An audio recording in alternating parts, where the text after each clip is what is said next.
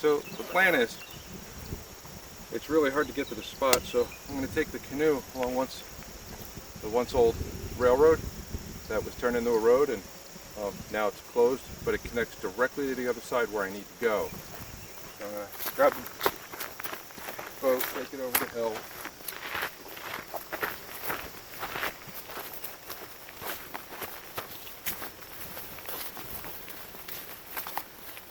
I'm going to head right over to where the railroad connected, right on the other side there that you can still see.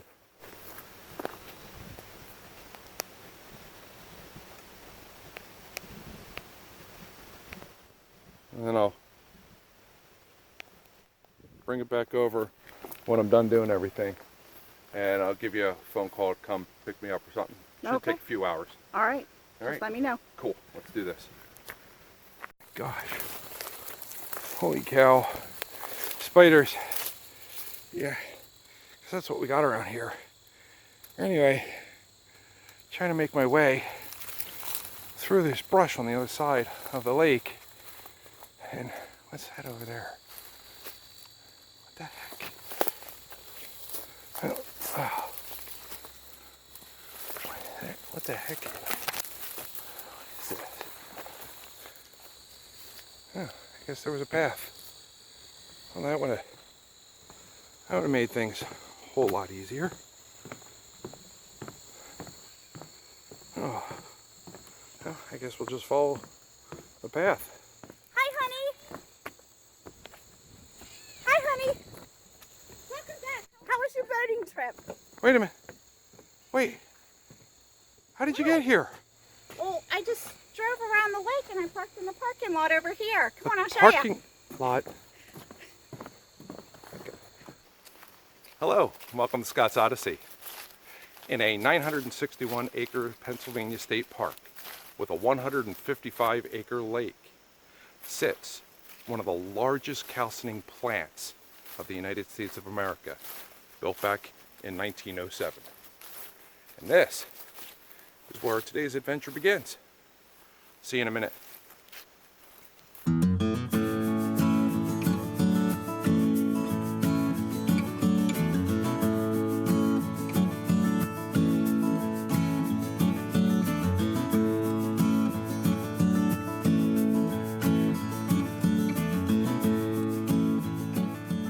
In the Turkey Valley of Frankstown Township of Blair County, Pennsylvania, is the 961-acre Canoe Creek State Park. The park was opened in 1979 by the Pennsylvania Department of Conservation and Natural Resources. This area was formerly known for its rich limestone deposits, which were heavily quarried for the iron and steel industries during the 1900s. Limestone was used as a flux to remove impurities from the raw iron ore during firing. Our focus today is the story of the Canoe Creek Limekilns. We are at the location where the largest amount of limestone was quarried for the purpose of creating lime for the iron and steel industry. Here around the Moores Hill area, now the Canoe Creek State Park, are two of the limestone quarries that were quarried.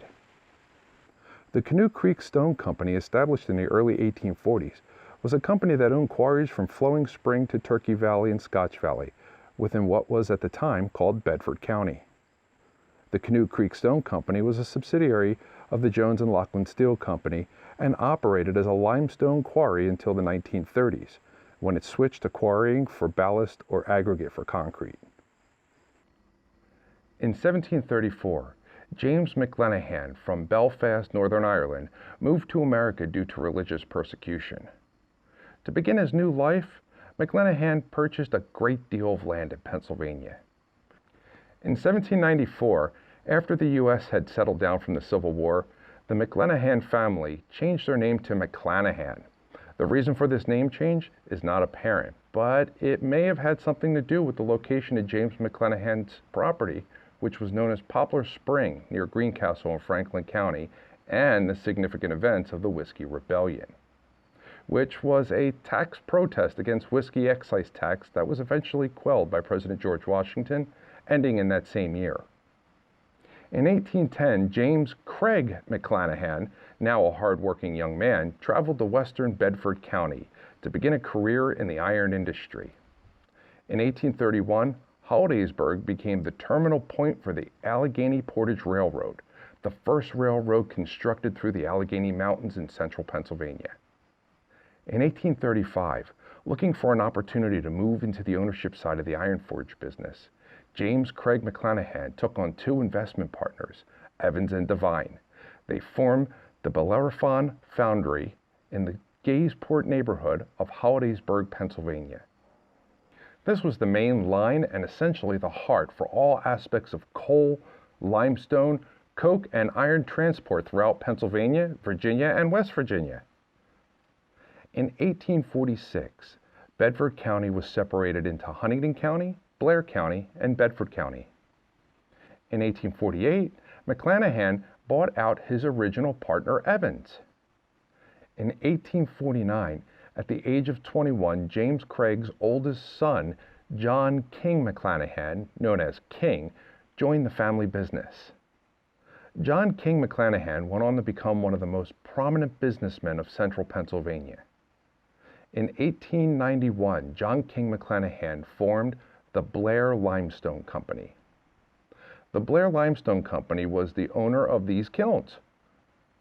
The Blair Limestone Company was the owner of kilns on the Canoe Creek Quarry property and were the distributor of lime to the Jones and Laughlin Steel Company, of which it was also a subsidiary. Standing at a height of 30 feet on a foundation of 23 feet by 23 feet are these 6 vertical steel encased magnificent beasts of the industrial age, the Limekilns of Canoe Creek State Park. These kilns were definitively built in 1907 by the Henry S. Spackman Engineering Company out of Philadelphia. There are many who believe these kilns were built in 1899, but that's a common confusion with the 8 kilns that were built at the Barnett Farm, just 2 miles west of this site, which apparently no longer exists. Using what was called a dinky, the limestone from the quarry was charged into the top of these kilns by cars which operated on a gravity incline railway, where they ascended by gravity from the quarry on the side hill above the plant. These dinkies dumped the limestone into the kilns on top of burning charcoal. It's a process known as calcination, where limestone, or calcium carbonate, is turned into lime, calcium oxide.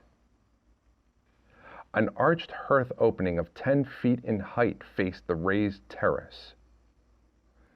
Induced suction draft was used in all of these kilns to keep them hot. A large cooling hopper was attached to the kiln by means of which the lime was cooled in order to be loaded directly into cars without delay. This arrangement allowed the lime to be withdrawn from the kilns and loaded into those rail cars waiting on the Petersburg spur line, which ran parallel to the terrace, and then it would be taken by the Pennsylvania Railroad main line onto iron furnaces. Pockets in the brickwork at the kiln tops of a size to accept the ends of the rail suggest that the dinky tracks span the narrow space between these raised work areas and the kiln tops. This site was manned by mainly Hungarian and Italian laborers and operated until 1916, when they were shut down and their steel was reclaimed for the war effort.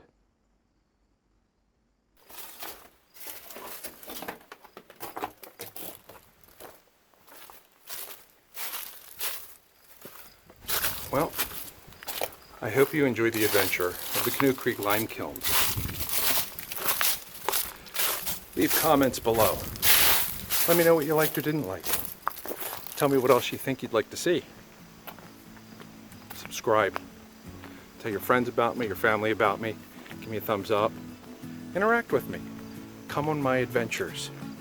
It's not just my journey, it's your journey too. Well, until next time.